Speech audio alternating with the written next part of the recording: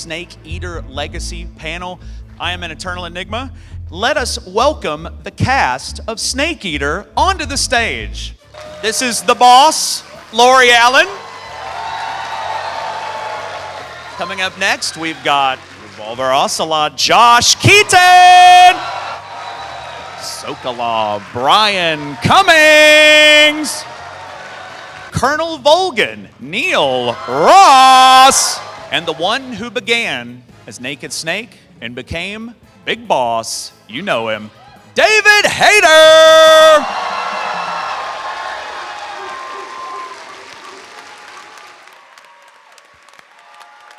He kept you waiting, huh? What a crowd. Indeed. No Metal Gear fans were so attractive.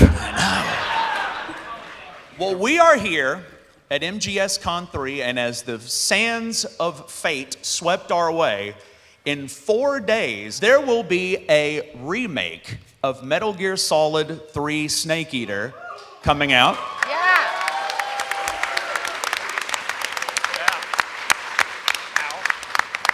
And how appropriate is it that we have this cast with us right before this new release comes out? Metal Gear Solid Delta Snake Eater. Before we get going, thank you all very much for taking time out of your schedules to come hang out with us. This is great. It's an honor for me to be here as well. Thank you all so much. We're going to have a great, great time. So we're going to get right into it. We're going to give everybody as much as they can get in the next 50, 60 minutes. So David, we're going to start with you. This is going to be very Snake Eater centric. So at the last MGSCon, you told us about your origins and starting with Solid Snake. Yeah. So you are now Naked Snake. You're a different character, but it's the same boss. When you got this role and you were told that this would be kind of a newish character, a new character, how do you take Naked Snake and bring him to life and be a little bit different than maybe Solid Snake was? What's your motivations behind that? They explained to me that he was a clone, so, you know, his vocal cords would be very similar. But this, you know, it kind of came from the definition of Solid Snake. So when in Solid Snake and Metal Gear Solid, he was already retired and he was a legend and he wanted to be left alone. And that's kind of where the voice initially came from. But with this, I thought this was an opportunity to do a version of Snake who was at the beginning of his career and he was still full of fire and, you know, still believed in things until the boss defected, broke his arm. He shot my eye out. You know, so by the end, he's not quite as... Sorry, I was having a bad day. Yes. Sue me. So was I. I did get that impression.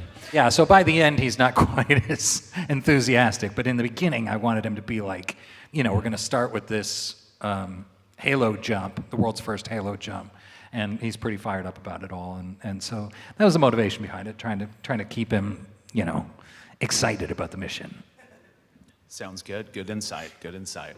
I like what you said about how he's still got his fire, whereas in the first game, he's kind of like, oh, what am I doing here? Kind of had it. Very nice.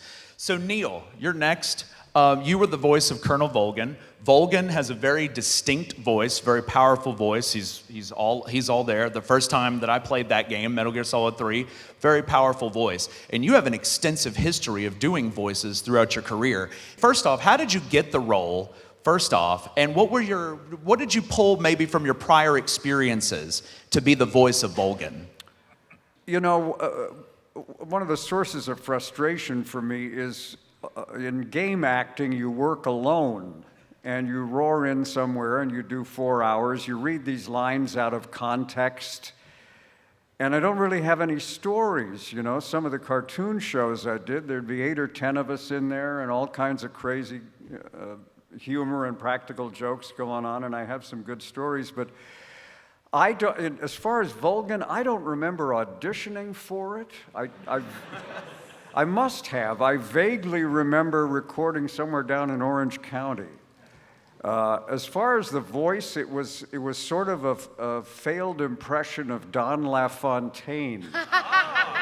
Do you guys know who who he was? In a world. He sort of in the 90s, I think he did. It seemed like he did every movie trailer there was, and he kind of was down in here in a world where men are men and women are thoroughly confused. A hero will arise, etc., etc., etc. And so that's really where I came up with the voice. But as far as I wrote a book, if I may be permitted, a little plug. It's called Absolutely. Vocal Recall, VOCAL Recall. You can find it at Amazon or Audible, and I'll read it to you at Audible. And one of the shortest chapters in the book is about games, because I don't remember anything, really. You breeze in, you read these lines out of context, they throw you out, and it's just another day at the office, really, at least for me. So am I answering your question? I can't remember absolutely. what it was. All right. Plenty of insight. That's what we're here for. Thank you. So Brian, you're up next. Sokolov. He's a character who's kind of on edge a bit. There's always something going on. How do you get yourself, also the same question, how did you come to be the voice of Sokolov? How did you get that role? Because I know you for being like a narrator voice. Okay. And how did that transverse into games, and how did you get motivated for Sokolov? I did have a history of video game stuff, but a lot of my stuff was more silly kinds of things except for the G.I. Joe stuff. But going in to audition for something, you go in with some original impressions, and you try to find out in your own mind what you would do if you were casting the character. And you also always, at least in my experience, there's the worst thing someone can tell you, and it happens occasionally. You read a character in what you think is the logical voice, and the other person says to you, "That's not it." Okay, well, I learned a lot from that, so let me adjust for that. So instead, you find some very, very strong characters. So the first thing I did is I did a Russian character that had a bit of the accent, and I was doing a doctor, so I had some officiousness. And then I did John Hurt, the British actor, and I did both of those characters, assuming that they would probably buy the Russian one. No, they bought the John Hurt voice with just a teeny bit of Russian. And that's something, if you're ever going to do this as a business, you know that people have their own ideas, and you may have figured out what you've sussed out, but you have to keep an open mind to find something that's satisfying to them, and you may not have any permission to get into that space without trial and error. So that's how that started. And then he's an academic kind of a guy, but he's also a guy that's on the crux of a lot of strange stuff happening at the same time. So I'm really a guy who gets information to the main character, and I'm a guy that kind of deals with some of the threats that are involved, but not from the viewpoint of being a combatant as much as being a source of information. So I had to find that kind of cleric guy turned kind of super spy maybe a little bit. So that's what I did, and I gave them two possibilities. They chose what they wanted. Then we get to the recording thing, and Neil's absolutely right. I was fascinated, however. We were at Devonshire in North Hollywood, where famous musicians come to play, which is kind of cool. But what was great is to see the computer up there, because typically you'd record this stuff and then they'd animate to what you recorded. This was the beginning of new technology, where you'd see on the screen like a bar that would show up in the middle of the audio they played to you, and then another bar over here. As it scrolled by, you had to do your line between one and the other end of this little open space. So there was a little technological challenge, and I find when you're challenged, it helps your performance a little bit. So that was just kind of the process. And so then you don't see what you did until the game actually comes out and you see how everything worked. So you just basically try to place yourself into a situation and build an ambiance around you, or a situation around you where there's nothing there except for your imagination. That's the challenge. But it's also, if you think about this as kind of a game that you're playing in your own way, that's part of the thrill and excitement of it, is to come up with something out of what there is nothing except what you build inside your brain. You know? Awesome. Thank you.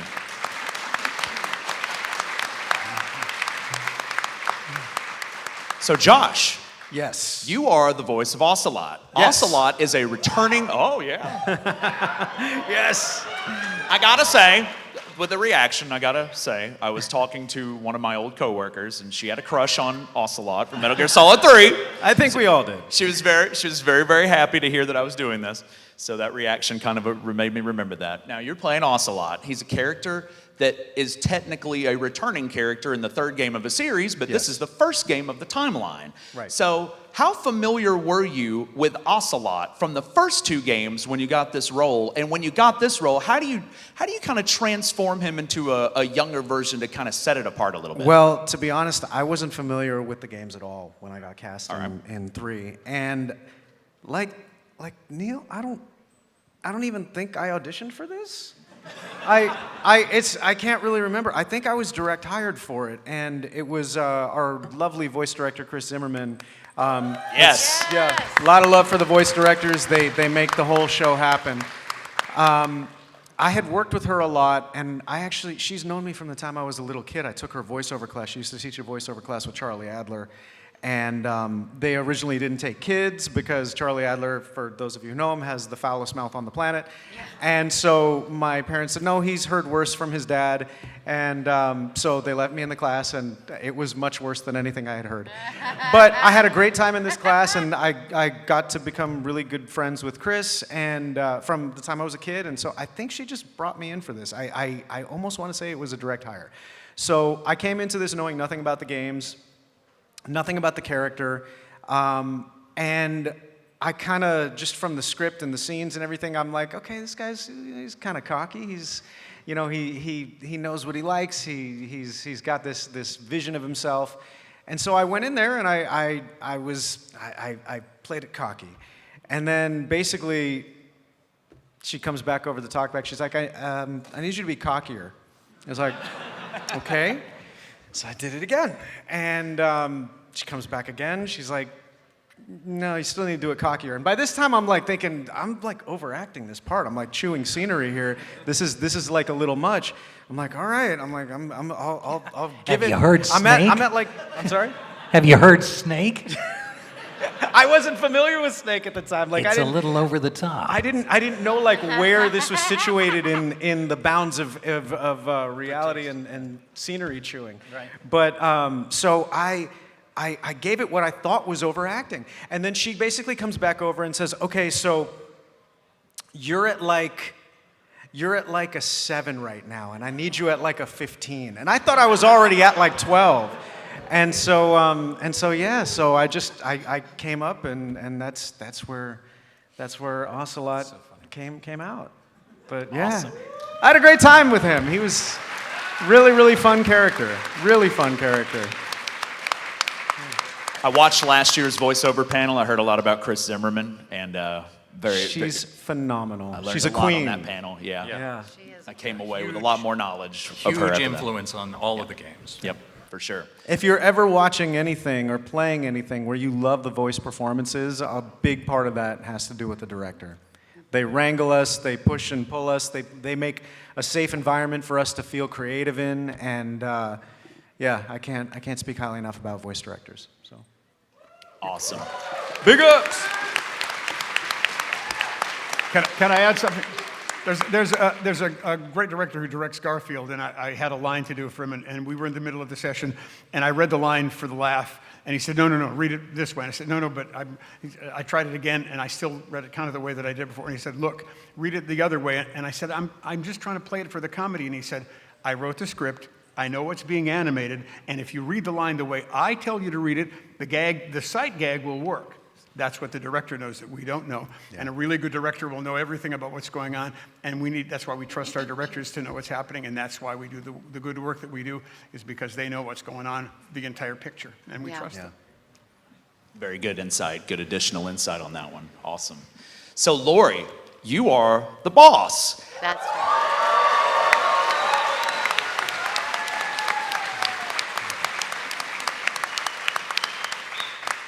And what a response you get every time for that. Listen, see? I love it. How did you get the boss part? And also, you've done a lot of work on movies and television, but Snake Eater was kind of your first real video game gig. How did we cross over from where you were before to this role of the boss? Well, first of all, thank you everybody for coming. This is really exceptional. It's really great. We're just thrilled to see you guys. I mean, it's very exciting. And when you do see Delta, by the way, you're going to go out of your minds. It's David, I believe, is the only one, I think, who's seen the whole shebang. We've seen little of the game. That's Of the game, yes. It's a delight. Yeah. That we're on a game where we play? No. So it's so funny now that Josh is saying this, I'm like, holy shit, did I audition for it or was it a direct offer? I think I auditioned for it. And to the point of voice directors, I had also taken a class when I first came to LA. I was like, I'm in the Groundlings, I'm hilarious. I'm gonna be a shoo-in for animation. And with this voice that I've had since I was like a kid, you know, with this low alto voice, I remember auditioning for it, and I think it was an audition. I might be making that up. We'll have to call Chris. But she had had me in for a couple of other things, a pre-Family Guy thing, and when I played a fighter pilot on this other show with Gary Owens, who was so amazing, may he rest in peace. And then, so when I went in for this, I knew that she was noble and that she would give up anything for her country, obviously, right? Loyalty, excuse me, to the end. And Josh could not be more on the head. When you have a voice director in your ear, that's who your scene partner is. And oftentimes with anything else, your scene partner is either the camera or a friend or something like that, whether it's on camera or voice, and you have to really trust that the microphone is going to capture your essence. And she was in my ear. I recorded once with David, and I recorded once with Vanessa Marshall, and who's amazing. And gaming sessions are hard. They're because it's very emotional, right? It's usually life or death. I mean, you know, right, in animation or if you're doing on camera. I don't know how many people in here want to be actors or voice actors, right? So it's, as Josh raises his hand, you know. One day. But you know, you have to study. You have to study. You have to imagine who you're talking to because that person's not going to be there in the room with you, and you can give yourself a backstory, some given circumstances. And I won't die right here on the flowers, I promise. And you won't have to kill me today. But so yeah, I grew up doing a lot of commercials and theater. My parents are in the business, and I always say, you know, if I'd gone home and said, Mom, Dad, I want to be a lawyer or doctor, they would have been like, that's insane. You need tap dancing and juggling as a backup. So, but my mom is a really wonderful actress. I mean, she does Shakespeare and Noel Coward, and her voice, I was always like, wow. And so I really kind of based Diane's sermons on Family Guy, but also The Boss on my mom. It's just that would take a bullet, would do anything for her country, anything for her children. And so between that, just kind of living in there, and then having Chris in my ear constantly, I owe her just about everything in my life. And lastly, you know, it's funny because I'm not a gamer, and I remember talking to David, it was before, it was probably before a convention or something like that. And I've seen tons of cutscenes, but David, I don't know if it lives online or if I don't think you did it, but it's, I want to say, right, it was like all the cutscenes between the boss and Snake. Yeah, we were getting ready to do promos for Delta. That's it.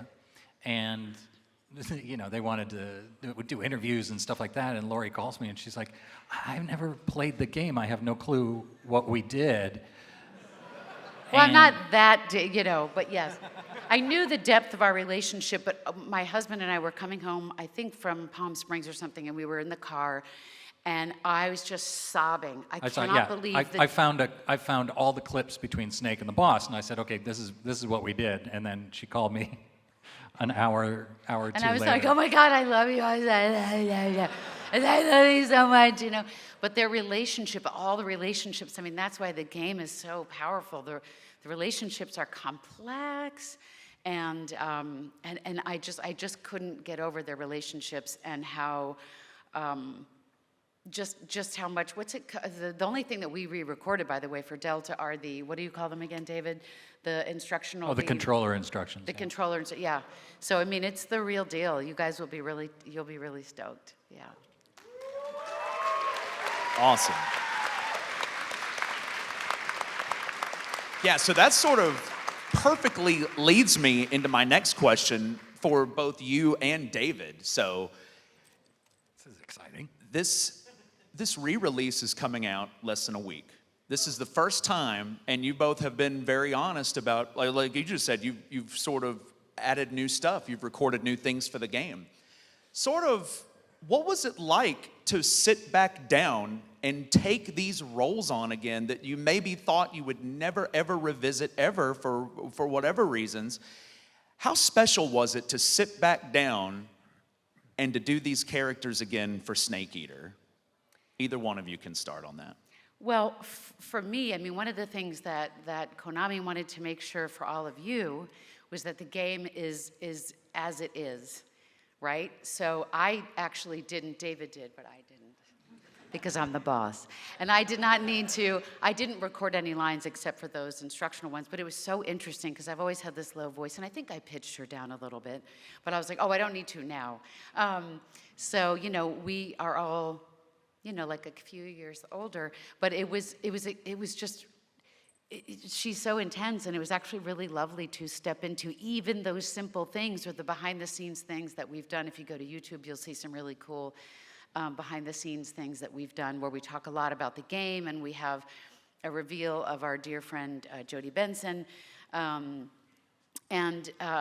so just to drop in this world as it is now with you guys, with the re-releases, just, again, it just resonates so powerfully as to the timing of the game when it came out, how different it is, how different it will always be, that it's a stellar experience, that there's just nothing else like this. So it just feels like a real honor. It lands in me as an actor and as a human being just much more differently than when I was a kid, you know, doing this.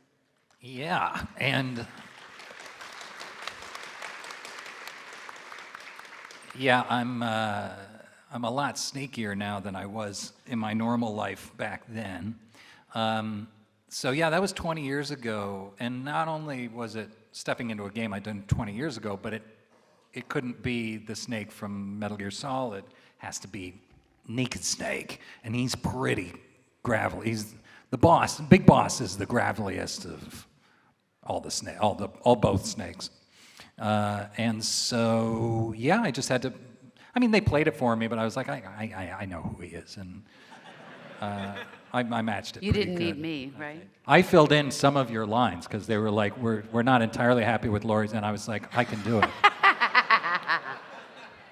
No, that's not true, but I could do Otacon. Snake!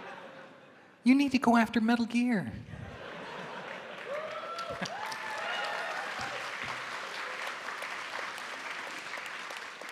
Was there any kind of talk in maybe re-recording everything, or was it pretty much decided that we're going to leave it as is? You said Konami was really serious about preserving and maintaining, so there was no discussion about re-recording everything? We wanted you guys to have an authentic experience, and so we didn't get paid. No, I'm just kidding. Yeah, I mean, I remember nostalgic. talking. What? That was nostalgic. Not getting paid again. But thank you for supporting just video kidding. game We actors, got by paid. the way. That's a whole other little mini topic. Because we're fighting for our lives, you know, in terms of AI. So we really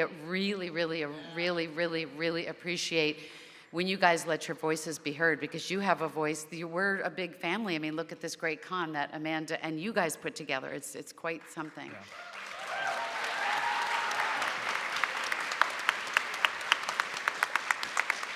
Now, David, correct me if I'm wrong, but I feel like the last time you did the Snake voice was for Metal Gear Solid Peace Walker, if I remember correctly. Well, technically, the last time I did it was a couple minutes ago. Yeah, that is correct. Stand corrected. I mean, yeah, the last, Peace Walker was the last Metal Gear game, but I've since done it in Bomberman. I did this weird Ford commercial with the Colonel. And I do it every day, thousands of times a day at Comic-Cons like this. So it never really leaves me. But yes, the last official Metal Gear game was Peace Walker. Yeah. So when you went on Twitter, I think it was last October, and you wrote the post that said, hey, I'm back in the booth working on a role that I haven't worked on in a while, and you really didn't have to say much else. How did you feel seeing the reactions from people pour in? And then once it was confirmed what you were actually working on, like how special is that to see the reactions? And I mean, we have all these people in here who I'm sure reacted that way to it, but what is it like for you just to know that you can write something like that and you just can get this reaction? How special is that? It's pretty good. Yeah, I often say that the Metal Gear fandom, and I'm not just saying this because you're here, is the best in the world. Like, I really don't, there's so little negativity, there's so little trolling, like, occasionally somebody will say something stupid, but unintentionally. I'm just overwhelmed with the fan love and their appreciation, how much they feel for this world, because I'm the same. I'm as big a fan as anybody, and you know, I'm appealing to my own inner fanboy when I send something like that out, and I know that it's gonna really make people happy. There's no greater gift. So, thank you all for your continued support. And if I could add something, Sure, yeah. since there is no such thing as luck on the battlefild, I think as there an is. actor, we don't know when you're auditioning something if it's a one-day gig. You know, a lot of us are I would suspect everybody here on our panel is our guest stars, our day players. So you don't know that you know when something's special. That I know for sure. I don't know about you guys, but I definitely was like, ooh, this is fucking cool. You know, I knew when I saw some of the artwork that was, some of the stuff that was played for me when I came out of the booth, I was like, oh, dang, this is going to be something really special. But we're so grateful that there are reemergences and remakes and things like that, because that just proves the power of really the story and all the collaborators, all the artists, the engineers, like everybody that makes this happen. It's clearly, as you guys know, not just us. So we just don't know. So we're really as tickled as you are, for real. Awesome.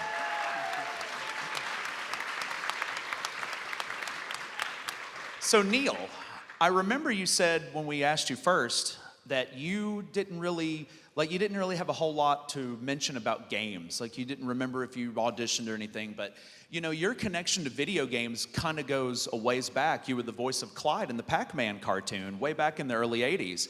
So like, maybe as sort of an outsider, what is it like for you to kind of see where video games were in 1980s and to see where they are now? And again, like I asked David, how special is it for you to have your contributions be so enjoyed by a group of people like this, necessarily in an industry that you may not have much to say about?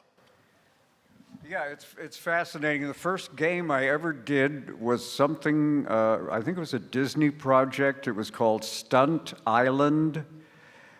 And it was the game, so help me, was on floppy disks. Does anybody remember floppy disks? And I recorded exactly 9 lines, and they said it's only 9 because that's all we can fit in. And I did my 9 lines, and I got in my car, and I drove away thinking, well, I don't think this is going anywhere. And turns out I was wrong. And then I did Metal Gear Solid and sort of forgot about it, and I started getting these emails from one person in particular who was fascinated with Volgin, and I didn't even remember doing it at that point. And I finally emailed her and I said, can you send me a voice sample, maybe? And she did. I still have them on my computer.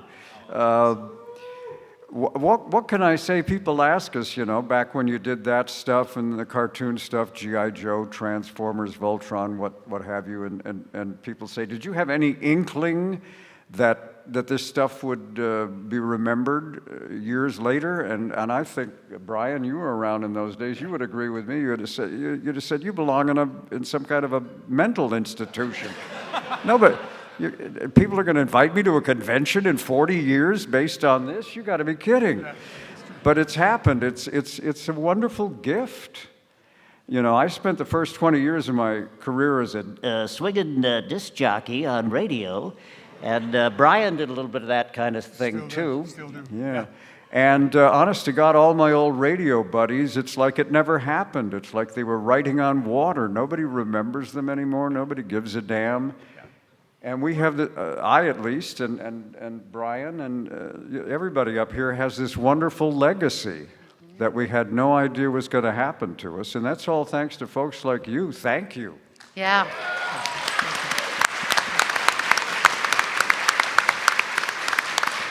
I think that's a tremendous way to put it. You built a really good legacy, and everybody here preserves that. It's really special to watch and to be a part of. That's awesome. So, Brian, you also started out in radio, like Neil did, and I remember the first video game credit of yours that I could find. If I'm wrong, correct me, but I think you recorded something for an Intellivision voice synthesis game. Wow. I don't remember that. I first remember Die by the Sword, which is, we only had certain amounts of, again, limited memory, so I could taste steel, beast, die, about half a dozen of those things. And then for me, I thought the change in my video game career would happen when I replaced the star for the CPU in the Tron video game. Yes. Which that's the one, yeah. Not too many people heard. But and then let's see, Bamushu in the Mark of Kree, Mark of Kasai games.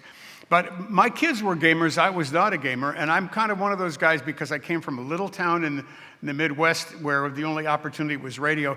I just was one of those guys that was thankful to do anything. And I was naive enough when I came to Los Angeles that I can remember my first job. The company that hired me was looking for a production guy, and I didn't know that a production guy was pretty much a technical engineer because I started in radio, so we had to write the stuff, produce the stuff, and voice the stuff. So when they hired me, I think they hired me because they said, this guy's too dumb. He'll do 3 jobs for the price of 1. But in the process of doing that, and I encourage anybody who's interested in the fields, learn as much as you can about all of the processes that make the creative result in the end, because the more you know, the better you'll have a chance at developing, and the more your skills will increase, and each one will make the other one better.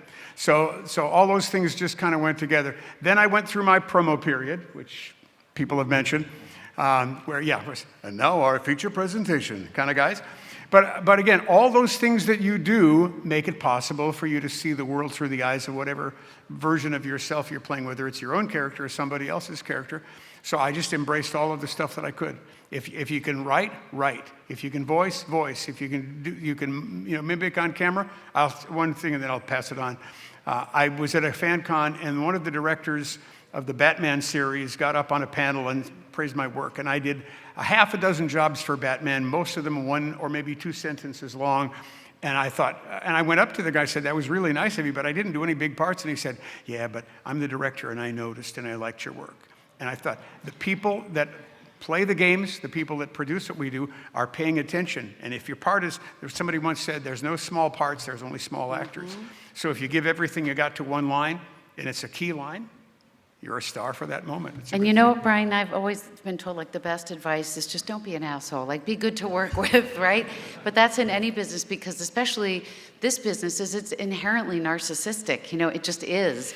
And you go through ups and downs and in-betweens, and if you're on things where you get residuals, you're like, oh my God, I can pay off my student loans or whatever, And so to just be somebody kind and somebody who shows up and somebody that can be fast on their feet, that's why I feel like improv is such an integral part of voice acting, and just taking a good acting class and keeping good vocal hygiene. I'm a big fan of that, of warming up and warming down before sessions, especially for video games, because you'll tend to do your screaming stuff at the end of a session. But you want to be a nice person to work with. And I think that really just goes for anything, because it's about relationship building. They'll be like, she was just easy, or he was just good on his feet and polite and came in and left. And there's something to be said for just being, as my people say, a mensch. So just be a good egg. Very good advice, both in life and voice. See, I'm a Twitch streamer, so I don't do vocals. I just for like 8 hours, and then when I'm done, my vocal cords are done for 3 days. So that's sometimes I need to hear that. But going back to Brian, this is pretty special for me. I grew up I just want to say I grew up watching game shows, and I know that you were the narrator on the all-new Let's Make a Deal, correct? Yeah, and again, also always realize that opportunities are going to come your way, and you may not realize they're opportunities. So I always make it I try to say yes to pretty much anything they ask me to do. I was on my way to the Los Angeles Olympics, taking my family to see something, when I was on a couch, and Chuck Riley, a famous announcer, said, "I know somebody who wants to hire you." And I was at Hayter Hall Productions like half an hour later, and then we didn't go to the Olympics because the next day I shot my first show. And I did that for a couple of years. And I find that everything we do adds to the capabilities that we have in other things. So I just kind of I'm just one of those guys that I was grateful to have a shot at doing anything. And so I just did everything that I possibly could. And it's been the secret of my success, is that as long as I'm willing to try doing something that I don't do well, I'll get better at doing whatever it is that I do. And I pass it on to anybody. If you want to get successful, just don't say no. Take a chance. Give it a shot. And if you're lousy, you'll learn. Yep. You know? Yeah. I like that. Yeah. Sure.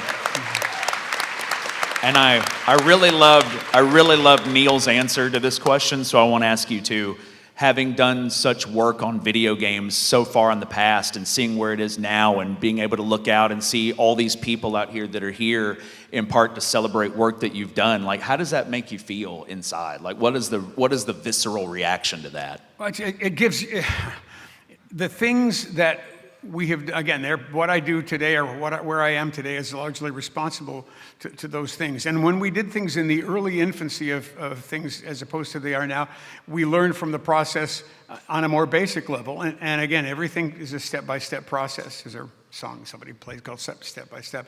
And I think so the deal is no opportunity should be let go that you have a chance to learn from something else. The other thing that happens is along the way, Neil was a student of mine in a workshop, and he was far beyond showing up in my workshop and needing to be there. But he did come and pay me the compliment of being there. And if you teach somebody, you learn from teaching them. If you do a job that you've never done before, and Dawes Butler always does it like it's the Hawaiian luau, and there are the coals in front of you, and you got to get to the other side. And the deal is, if you tiptoe across the coals gingerly, you're going to fry yourself up to your knees. So you look at the other end, and you determine to get to the other side, and you dive forward with all of your enthusiasm, and lo and behold, you get to the other side, and you're not burned. And sometimes that's the life experiences we do. Do the stuff that scares you, and get to the other side, and you'll learn in the process. And you won't be scared the next time. Awesome. Great stuff. I went to Brian's workshop. It was one of the first efforts I ever made to get into voiceovers, was to go to his workshop. I paid him a fortune. And then I find out he's got this book called Voiceovers for Dummies, and he's only one chapter ahead of us. So, I think no, seriously, lovely gentleman, and he was one of the people that gave me the foundation for what was to come, and I'm endlessly grateful, and it was $10 a session. I mean, come on. Can't beat that. Times have changed. I imagine you get a few more than... Since the pandemic and even before, you guys, you tend to know other voice actors from the agency that you belong to, right? And going in and reading copy. That's what that's called, right? Your commercial copy, your animation copy, your gaming copy. And then you know people that you're on a show with. And so now with the pandemic and everything, like we're like people. Hi, Josh.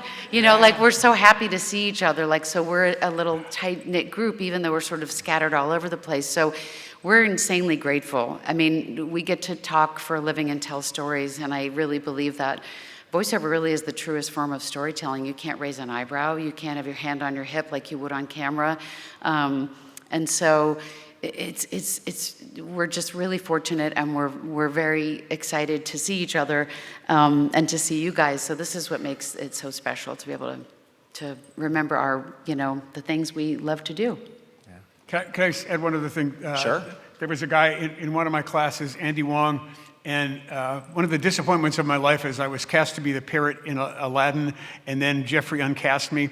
6 weeks later, I replaced the character who played the stove in Beauty and the Beast, and shortly thereafter, I did a movie called Fern Gully. And what was great about Fern Gully is Andy Wong was a student in one of my workshops. It was his very first job, and we both did scenes as characters together.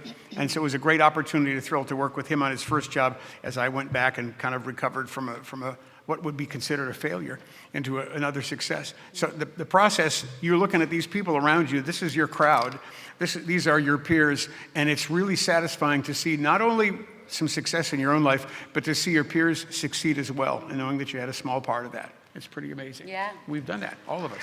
Fantastic. So Josh, Yes. you also do some Twitch streams. You're not a full-timer, but you do some Twitch streams. I know Yeah. you stream World of Warcraft. You've done a voice in World of Warcraft. Yes. And as a Twitch streamer myself, I'm kind of interested. What kind of interactions have you had with people with the fandom on Twitch? Do you have any stories about that, or is it kind of by the book, or anything interesting you want to share about that? The first time I tried Twitch streaming, I got asked for feet pics.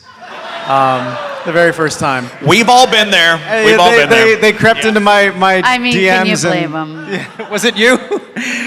But they offered me like this insultingly low amount, and I'm just like, you obviously haven't seen my feet. That's an insulting amount of money. You want to triple that? Maybe. They didn't get back to me, so I guess that's not really a source of income for me. But yeah, I mean, I don't know, like, it's not something that I've really tried to make a thing. Like, I know that everybody kind of has their hook, and it's usually when I do it, I'm already tired. I'm already kind of at the end of my day. I'm going and I'm just kind of playing some video games or chatting. I notice that I have more people actually in my stream when I'm just talking. And then when I play video games, then people kind of start, filtering out or whatever. And some diehards will sit and kind of watch me play or whatever. Yeah, I mean, I like to stream all kinds of stuff. I think World of Warcraft was big for me just because that was one game where I played the game for years before I ever even auditioned to be in the game. And now I'm like one of the central figures in the game. That's awesome. Which is awesome. And I remember when I auditioned for that, I was super cocky because I was like, I don't care who they get to audition for this. That was Nobody the thing you knows needed this to game. have in this show, and in No. this game. And you Yes. finally got the cocky down. Okay. No, good. exactly. And the funny thing is that character is not cocky at all. He's like the most gentle, benevolent soul ever. But just me as an actor, I was like, nobody knows this game like me. I'm Yeah. like, I don't care who they get to audition for this. Nobody has spent months of their life in this game. So, yeah, so I mean, that's always been a very special game to me. I stream it from time to time. I think I streamed like a month ago, and it was like my first time in over a year. I think it was in July I saw, Yeah. about a Oh, month ago, yeah. So a little bit longer than that, but. And how many people ask you to meow? A lot. A lot? Yeah, I get asked to meow. When I was all the talking to time. my old coworker yesterday, I was talking about the meow, and she remembered that very Yeah. much. I was wondering how often people get you to do that. All the time. All All the the time. time. And you know what? I oblige because it's fun.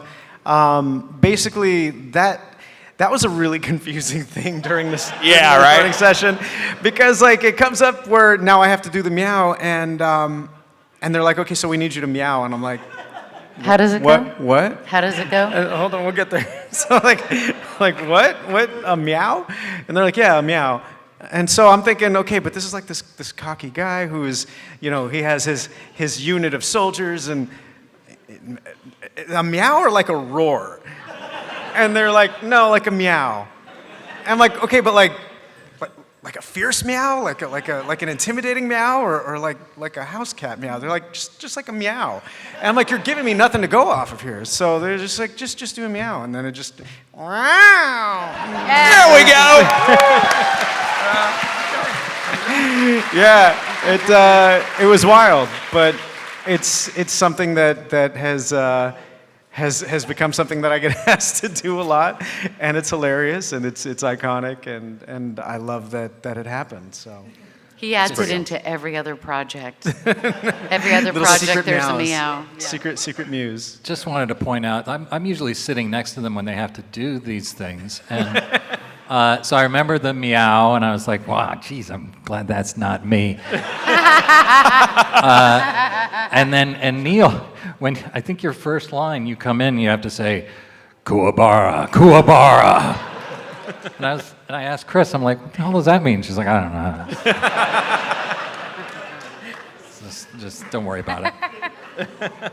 So Lori, this game, Snake Eater, was actually, I did a little research, was your second video game. It was a video game that it said you contributed a voice to in the mid-90s called, let me get it pulled up here, Shannara. Do you remember that at all?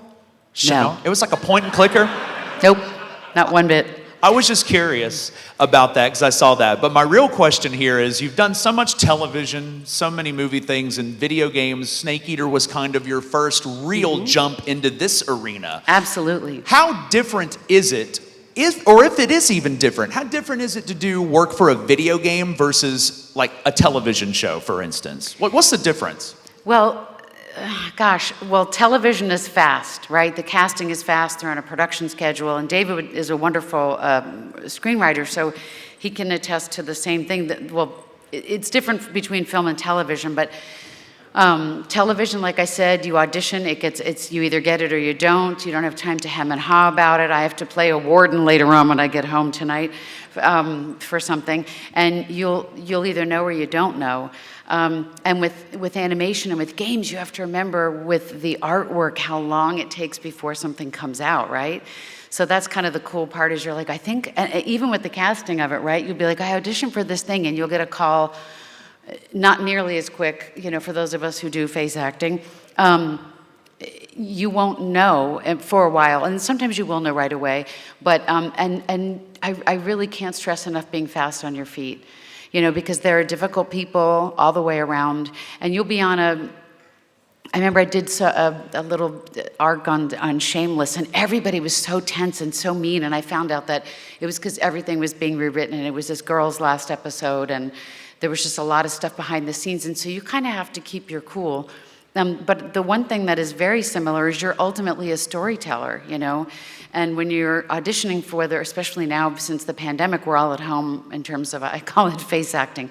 Your face acting, you're doing from your dining room with a gray sheet behind you, So your family members, your husband, your kid, or whatever, are reading as your child, as your daughter, your mother, or whatever, and but ultimately, you're really a storyteller. And the thing, too, is with animation, on-camera, commercial, you have to find some way to like the product, to like the story, to like the essence of the arc of the show. Because if you get hired, that's like, yay. And like we've been talking about, it can lead to other things and other things and other things. So ultimately, I think you're a storyteller, and the mic captures your essence. The camera captures your essence, but really for me, it's the time frame, and it's and always finding something of you. There's always got to be something of you, especially in games and animation, that's you, that you really identify with. It's just like leaving your mark on something. Excellent, thank you. David, I know you just mentioned you remember Neil's first lines as Volgin, and you all kind of work together, and sometimes you're separated when you do your voice work, but from what I've heard over the years of the development of Snake Eater, all of you kind of work together. Do you find that to be a lot more productive? Do you get a better performance out of yourself when you work together, when you can see the person in front of you, when you can hear them? It's kind of a freestyle question for anybody if you want to jump in. Like, how much better do you feel when you can see everything around you as opposed to just having to imagine it in your head? My first animation job was Captain Planet, and that was, we all sat around in the room with our own mics and, did it together, and, it was like a radio play. And it was the same with the first Metal Gear Solid. So we were in this weird house that was converted into a sound studio, and they had 5 mics set up, and we just did it all together, and it was so good. And it just added so much because they're such cinematic scripts and games that I insisted that we do all the games that way. I just put in my contract, and they let me do it because by then I was Solid Snake, and there wasn't anything they could do about it to stop me. And I was a big screenwriter, so I was used to making outrageous demands. It was all a rich tapestry. I'll write a book about it. But yeah, and so occasionally, some people would do it on their own or have some sessions on their own and some sessions with me. But for the most part, each of these games, I would just go into a booth. Like Metal Gear 4, I was in the booth for 9 months, and just the greatest voice actors in the world would come in and work with me. And yeah, it was pretty awesome. I remember working with Josh and Laurie, and I do remember your first line. I feel like you were there with me, but maybe not. Maybe I just heard it played back to me. Either way, I was like, well, I'm glad I didn't have to say that one too. So yeah, it adds a huge amount, and I mean, everybody's a professional, and we could all do it individually, and it would still sound great. But there's just something about playing off of another actor, and it's all about the reaction to what they're doing that feeds you. And so many times you go in with your cast, and so many times you don't. So when you do, I mean, right, it's really different when you get to go in together, I think. And plus, whether it's a drama or like this, or if it's a comedy thing, I mean, it's just such a joy to work with other people. You know, we're social creatures, so it really does make the difference, and especially because then you get to maybe improvise a take, which is always so awesome, you know. And that sometimes is the stuff that makes it, because it's really a genuine read, so sometimes that'll be the take that they use. So yeah, it's wonderful to be able to go in person. It's a night and day for me. It sincerely bums me out that since COVID, we've basically, for the most part, gone to solo records where we're just in our home studio. And that's, on one hand, great because you don't have to travel. You stay home. You can have a lot more time to yourself. You're not in traffic. But, I mean, if I'm on a show where I have a regular cast that I work with, and we used to record, all together, even though I know kind of how they would play it, I've been around them enough to be able to kind of fill in how they would record their lines or, play the scene in my head. That's still just my interpretation of it. That's not necessarily what they would have done. And half of the, like whenever I'm rehearsing, I always have their voice in my head and what I think they're gonna do. But all of those magic moments, all the ones that really resonate are the ones where we're in the studio and they throw me a complete curveball that I now have to react to in the moment. And that's a completely honest and unrehearsed reaction that those are the moments that really resonate because those were real. Those happened right there in that moment. And I feel like with all this separate home recording, we lose a lot of that. And not to mention, it's so much more work for the poor voice directors because now they have to keep all of our performances in the same place. They have to keep all the performances in the same place and make them sound like they're happening at the same time. And and they also have to take on the personas of all these other actors as they're acting with the actor they would have been acting with. It's so confusing to even explain it. I mean, imagine having to be that director. So I miss those sessions. I miss the sessions where we would record together. For the most part in video games, we didn't really have a lot of that. Like Metal Gear, I think, was one of the few that actually did that. Like most of my experience in video games, aside from mocap where you actually have to be there with the other person, has been solo. Even in big cast things, I think the only one that I can remember that wasn't that way was, for me, was Spider-Man: Edge of Time, where I actually recorded with Chris Barnes, who was the '90s Spider-Man. But that's why, like, people always come back and say, we loved your banter, and I'm like, well, that's because we were in the room together, and we were actually acting off of each other in real time, so. You were acting. We were acting and reacting. SpongeBob, we go in together. Yes, it is. So now cons are, like you were saying, Lori, where we say, hi, how are you? And I know Lori mentioned improv is a big thing. You got to think on your feet, and then even for me. So there's a question that came up that I didn't even have planned, and you've mentioned it. Both of you, Josh and Lori, have mentioned it a good bit. This goes for everybody. Anybody can jump in and answer this if they'd like. When the pandemic happened in 2020, how did it throw off your flow? How did it throw off anything? And was it hard to kind of recover from that? Have things completely come back? Have things kind of, it's like or is there like a new normal? How different are your careers now after that and how you produce your work as opposed to before? And anybody can just jump in on this one. A lot of people had to make a very quick change right away because I've been doing, Brian had touched on it before, promo work. I've been doing a lot of promo work for a long time. And so for that, a lot of that is done at home. And so I've had a booth now for like probably close to 20 years. And I'm a techie guy, so I know how to engineer and do all that. So I was already ready to go when everything went to home records. But a lot of people had to make like a snap investment and drop a bunch of money to get a booth put in and learn how to run their stuff and learn how to do their sessions. Because what Lori was saying before, we used to go into our agent's office because most voice actors at that time didn't have studios. They would go into their agent's office and you would record there. That would be where you would audition. They had studios and they would submit your auditions. And then when you got the job, if you got the job, you would go to a studio and record there. So you didn't have to have a studio. But then when COVID happened, it's like, if you don't have a studio, you're not working. Yeah. And everything shut down. Everything went to home records. And then the sad thing is that they realized, hey, you know what? It's cheaper for us to schedule this if we only have to schedule people one at a time. So it's, in terms of like the amount of work and the frequency of work and the amount of opportunities that are around, I think that's recovered really well, but the recording together part, I don't think is ever gonna go back. Yeah, I agree.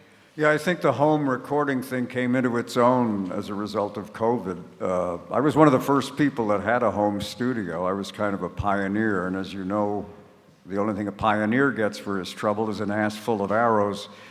And the nightmare I went through trying to put together a setup, it was worse than childbirth. Not that I've ever experienced that. And then you would suggest to your agent, I could do this from my home studio. Oh, no. They insist you must be there in person. There's no way they could ever record you at home. COVID happened. Yeah, he can record from home. There's a lot. It depends upon. My voice coach was Dawes Butler, who was Huckleberry Hound and Yogi Bear. The only exception is if you're a person that happens to have multiple personalities or have talent like Dawes Butler. He was a ventriloquist. And one of the things that Dawes did was brilliant. When Bill Hanna and Joe Barbera started Hanna-Barbera Productions, they didn't think they needed any voices other than Dawes Butler.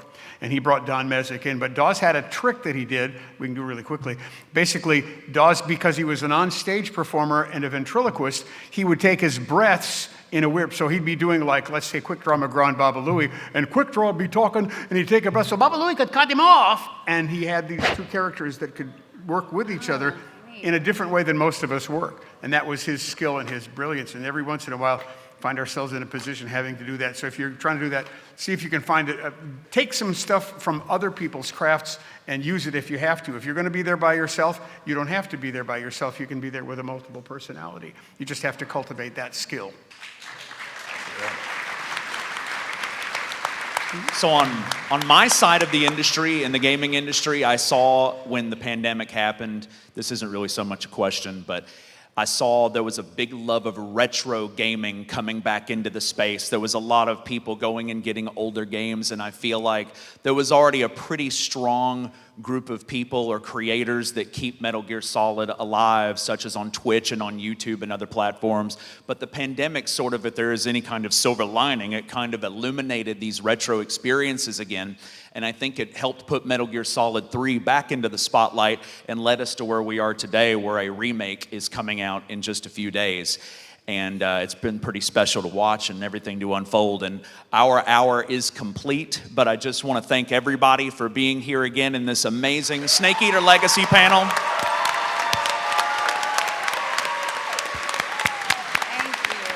Thank you, guys. It has been an honor to host this, and I hope none of you know that this is the first time I've ever done this. So hopefully I just nailed it, and I appreciate it very, very much. If any of you want to follow me on Twitch, I am AnEternalEnigma, but I know why you're here, so let's hear it one more time for the panel. We got Lori Allen. We got Josh Keaton. We got Brian Cummings. We have Neil Ross. Yeah. And David Hayter. Everybody, it has been an honor to be your MC. Thank you so much for taking time out of your schedules and your lives to come hang out with a bunch of us gamers. And everybody, enjoy the rest of MGSCON. Thank you.